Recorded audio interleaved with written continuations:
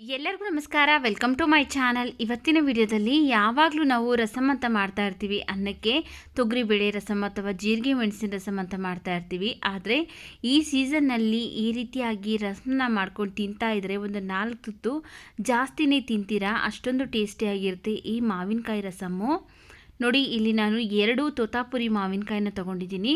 ಚೆನ್ನಾಗಿ ನೀರಲ್ಲಿ ವಾಶ್ ಮಾಡಿ ಇಟ್ಕೊಂಡಿದ್ದೀನಿ. ಈಗ ಇದರಲ್ಲಿರುವಂತಹ ಸಿಪ್ಪೆ ಮತ್ತು ಬೀಜನೆಲ್ಲ ತೆಗೆದು ಈ ರೀತಿಯಾಗಿ ಮೀಡಿಯಮ್ ಸೈಜ್ಗೆ ಕಟ್ ಮಾಡ್ಕೊಂಡಿದ್ದೀನಿ.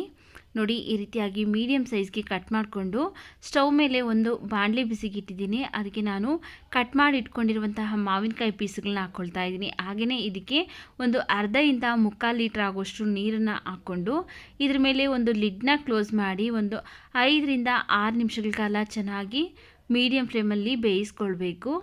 ಮಾವಿನಕಾಯಿ ಬೇಯಿಸಲಿ ನಾವು ರಸಮ್ಗೆ ಪೌಡರ್ ರೆಡಿ ಮಾಡ್ಕೊಳ್ಳೋಣ. ಒಂದು ಪ್ಯಾನ್ ಬಿಸಿಗಿಟ್ಟು ಅದಕ್ಕೆ ನಾನು 1 ಸ್ಪೂನ್ ಕಾಳು ಮೆಣಸು, 1 ಸ್ಪೂನ್ ಜೀರಿಗೆ, ಹಾಗೆ ಒಂದು 1/4 ಟೀ ಸ್ಪೂನ್ ಆಗೋಷ್ಟು ಮೆಂತ್ಯ ಹಾಕ್ಕೊಂಡು ಸ್ಟವ್ ಊರಿನ ಲೋ ಫ್ಲೇಮಲ್ಲಿ ಇಟ್ಕೊಂಡು ಚೆನ್ನಾಗಿ ಫ್ರೈ ಮಾಡ್ಕೊಳ್ಬೇಕು.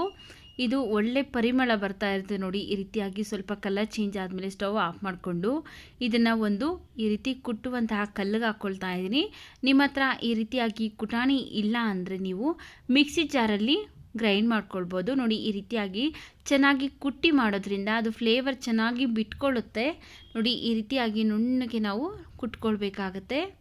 ನೋಡಿ, ಈಗ ಇದು ರೆಡಿ ಆಗಿದೆ. ಇದನ್ನು ಸೈಡ್ಗೆ ಎತ್ತಿಟ್ಕೊಳ್ತಾ ಇದ್ದೀನಿ. ಈ ರೀತಿಯಾಗಿ ಪುಡಿ ಪುಡಿ ಆದರೆ ಸಾಕಾಗುತ್ತೆ. ನೋಡಿ, ಇಲ್ಲಿ ಒಂದು 5 ನಿಮಿಷ ಆದಮೇಲೆ ಲಿಡ್ನ ಓಪನ್ ಮಾಡಿ ತೋರಿಸ್ತಾ ಇದ್ದೀನಿ. ಮಾವಿನಕಾಯಿ ಪೀಸಸ್ ಎಲ್ಲ ಚೆನ್ನಾಗಿ ಸಾಫ್ಟಾಗಿ ಬೆಂದೋಗಿರುತ್ತೆ. ನಾವು ಆಲ್ರೆಡಿ ಸಿಪ್ಪೆ ಎಲ್ಲ ತೆಗೆದುಬಿಟ್ಟಿರೋದ್ರಿಂದ ಬೇಗನೆ ಬೆಂದು ಬಿಡುತ್ತೆ. ನೋಡಿ, ಈ ರೀತಿಯಾಗಿ ಸ್ಪೂನಿಂದ ಚೆನ್ನಾಗಿ ಸ್ಮ್ಯಾಶ್ ಆಗುತ್ತೆ, ನೋಡ್ಬೋದು ನೀವೇ. ಈಗ ಸ್ಟವ್ ಆಫ್ ಮಾಡ್ಕೊಳ್ತಾ ಇದ್ದೀನಿ. ಸ್ಟವ್ ಆಫ್ ಮಾಡಿಕೊಂಡು ಇದನ್ನು ನಾವು ಚೆನ್ನಾಗಿ ಸ್ಮ್ಯಾಶ್ ಮಾಡ್ಕೊಳ್ಬೇಕು. ಏನಿದೆಯಲ್ಲ ತಿರುಳೆಲ್ಲ ಅದೆಲ್ಲ ಚೆನ್ನಾಗಿ ನುಣ್ಣಗೆ ಸ್ಮ್ಯಾಶ್ ಆಗಬೇಕು. ಆ ರೀತಿಯಾಗಿ ಸ್ಮ್ಯಾಶ್ ಮಾಡ್ಕೊಳ್ತಾ ಇದ್ದೀರಿ. ನೀವು ಬೇಕಿದ್ರೆ ನೀರನ್ನೆಲ್ಲ ಬಸ್ತು ಬರೀ ಮಾವಿನಕಾಯಿನೂ ಅಷ್ಟೇ ಸ್ಮ್ಯಾಶ್ ಮಾಡಿ ಮತ್ತೆ ಮಿಕ್ಸ್ ಮಾಡ್ಕೊಳ್ಬೋದು. ನಾನಿಲ್ಲಿ ಚೆನ್ನಾಗಿ ಬೆಂದಿರೋದ್ರಿಂದ ನೀರಿನ ಜೊತೆಗೇ ಈ ರೀತಿಯಾಗಿ ಚೆನ್ನಾಗಿ ಸ್ಮ್ಯಾಶ್ ಮಾಡ್ಕೊಂಡಿದ್ದೀನಿ. ಈಗ ಇದರಲ್ಲಿರುವಂತಹ ಸ್ವಲ್ಪ ಸಿಪ್ಪೆ ಇದೆಯಲ್ಲ ಅದನ್ನೆಲ್ಲ ಒಂದು ಸ್ವಲ್ಪ ಶೋಧಿಸ್ಕೊಳ್ಬೇಕಾಗತ್ತೆ. ಈ ರೀತಿಯಾಗಿ ಒಂದು ಜಾಲರಿಗೆ ಹಾಕ್ಕೊಂಡು ಶೋಧಿಸ್ಕೊಳ್ತಾ ಇದ್ದೀನಿ.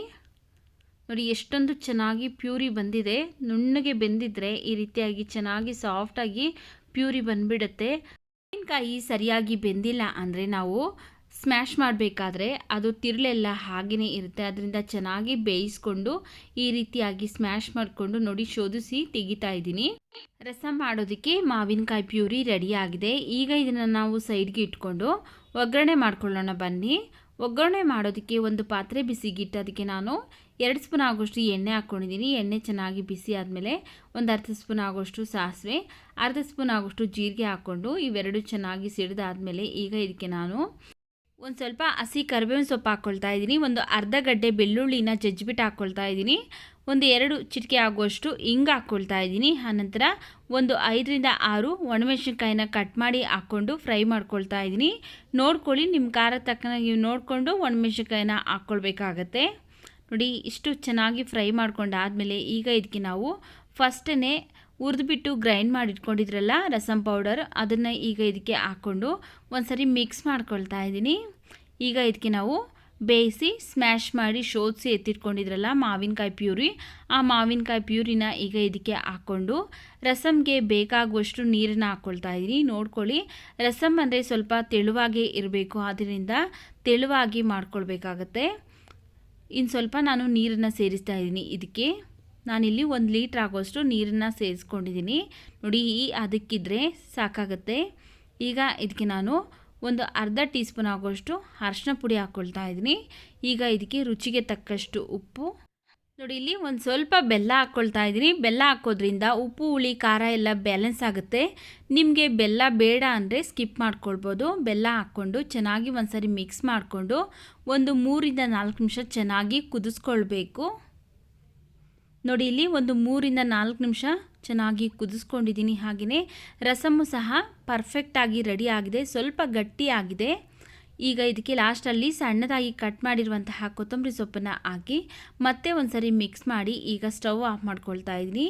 ನೋಡಿ, ಈಗ ಮಾವಿನಕಾಯಿ ರಸಮ್ ಅಂತಲೂ ಹೇಳ್ಬೋದು. ಕೆಲವೊಬ್ಬೊಬ್ಬರು ಇದನ್ನು ಅಪ್ಪೆ ಹುಳಿ ಅಂತ ಹೇಳ್ತಾರೆ. ಅಪ್ಪೆ ಹುಳಿ ಅಥವಾ ಮಾವಿನಕಾಯಿ ರಸಮ್ ರೆಡಿಯಾಗಿದೆ. ಈ ವಿಡಿಯೋ ನಿಮಗೇನಾದರೂ ಇಷ್ಟವಾಗಿದೆ ಅನಿಸಿದ್ರೆ ವಿಡಿಯೋಗೊಂದು ಲೈಕ್ ಮಾಡಿ, ವಿಡಿಯೋವನ್ನು ಶೇರ್ ಮಾಡಿ. ನಮ್ಮ ಚಾನಲ್ಗೆ ನೀವೇನಾದರೂ ಹೊಸದಾಗಿ ನೋಡ್ತಾ ಇದ್ದರೆ ಪ್ಲೀಸ್ ನಮ್ಮ ಚಾನಲ್ಗೆ ಸಬ್ಸ್ಕ್ರೈಬ್ ಮಾಡಿಕೊಂಡು ಸಪೋರ್ಟ್ ಮಾಡಿ.